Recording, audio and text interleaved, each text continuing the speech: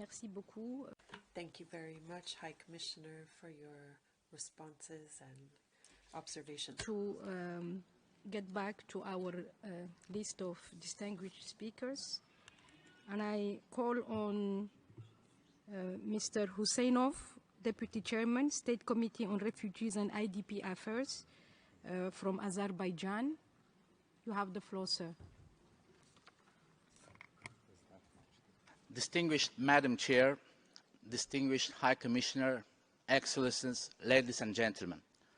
On behalf of the Government of the Republic of Azerbaijan, I am honored to extend sincere welcome to esteemed audience at the 73rd session of UNHCR's Executive Committee, and I would like to start my intervention by sincerely congratulating High Commissioner Mr. Filippo Grandi on his re-election and thanking him for thought-provoking opening statement, which clearly illustrates present global challenges the UN Refugee Agency, along with the whole of the international community, have to face in order to respond to urgent humanitarian needs and large-scale forcible displacement caused by wars, conflicts, persecution, violation of human rights, climate change across the continent.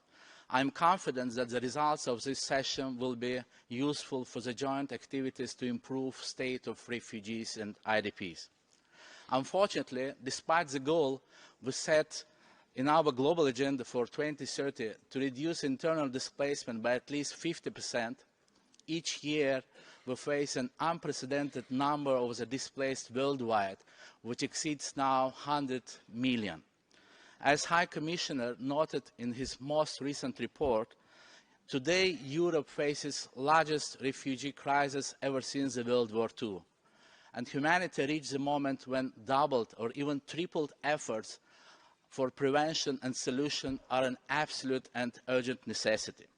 In this regard, I would like to express our support for UN Secretary General's timely action agenda on internal displacement, which highlighted internal displacement not only as a humanitarian problem, but also as a priority for development and peace.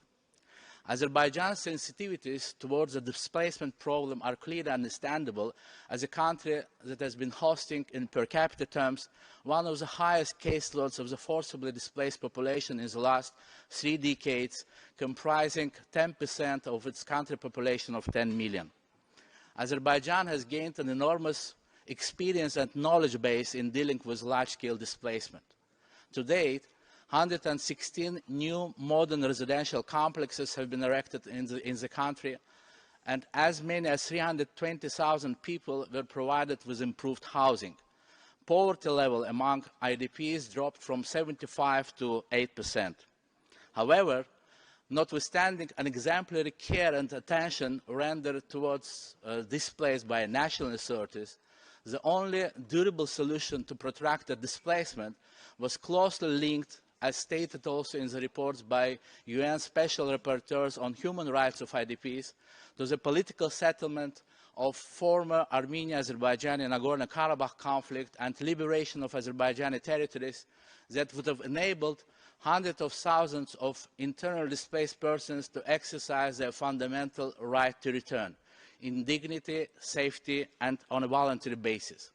For almost 30 years, Armenia has kept 20% of Azerbaijani territories under occupation, not complying with UN Security Council resolutions of 1993, demanding full, immediate and unconditional withdrawal of all occupied forces from Azerbaijan's occupied territories. However, Azerbaijan's victory in the 44-day patriotic war of 2020 put an end to this long-standing conflict and not only reinstated territorial integrity and national sovereignty of the Republic of Azerbaijan within its internationally recognized borders, but also created conditions conducive for safe, dignified and voluntary return of hundreds of thousands of our compatriots to their homeland. At present, Azerbaijani state has an enormous task to ensure restoration and sustainable development in liberated areas, eventual return and reintegration of IDPs into their places of residence. Currently, security measures are being undertaken, Significant infrastructure projects are implemented in the liberated areas with an emphasis on smart village and smart city concepts, and I am pleased to note that the first wave of returnees, around 70 families, already started moving to their homes this summer. Great return of IDPs, along with reintegration of liberated territories into the national economy, has been declared as one out of 5 national priorities for socio-economic development of Azerbaijan to be achieved by year 2030. The draft law on repatriation and reintegration of the displaced has also been developed with advisory support of UNHCR and other international stakeholders. At the same time, I would like to emphasize that Armenia has contaminated a large amount of Azerbaijani lands with mines and other unexploded ordnance to the extent that today this area is considered by international experts as one of the most mine-polluted areas on the earth. And by refusing to hand over accurate mine maps in full, Armenia continues to grossly violate fundamental human rights, especially the right to life. Massive landmines in these areas negatively affect an inalienable right of hundreds of thousands of people to return home in a safe and dignified manner. And I would like to note that more than 250 Azerbaijanis have been killed or got wounded as a result of mine explosions since signing a trilateral statement in November 2020, and IDPs who have been looking forward to seeing their home for 30 years are also among them. But despite such severe challenges as mine contamination and total destruction of infrastructure, we are confident that with concerted efforts of the international community, in the coming few years, Azerbaijan will be in a position to present a new model of post-conflict rehabilitation and reintegration of IDPs, and will convert lands once liberated from occupation, once abandoned and devastated, into a real paradise, into a place of prosperity and fortune. Restoring justice for IDPs is a solid foundation for any long-term peace and stability in the region.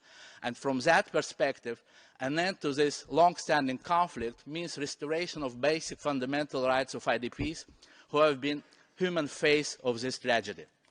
Distinguished High Commissioner, in concluding remarks, I would like to reiterate that the government of Azerbaijan and UNHCR enjoy solid and productive cooperation based on the common goal to provide protection and adequate assistance to IDPs, refugees, asylum seekers and stateless persons. Azerbaijan is a strong supporter of UNHCR's mandate, and my country is making serious efforts to fulfill its international commitments on migration and refugee issues in spirit of fair and constructive collaboration. We remain committed to work with UNHCR on the effective local integration of refugees. New policy measures have been introduced to allow easier access of refugees and asylum seekers into the labour market, compulsory health insurance system and other basic services so as to ensure durable and effective solutions. Azerbaijan has successfully completed implementation of its pledges voiced at the first Refugee Global Forum in Geneva in 2019 and continues to take relevant measures for implementing its commitments made at high-level segment on statelessness.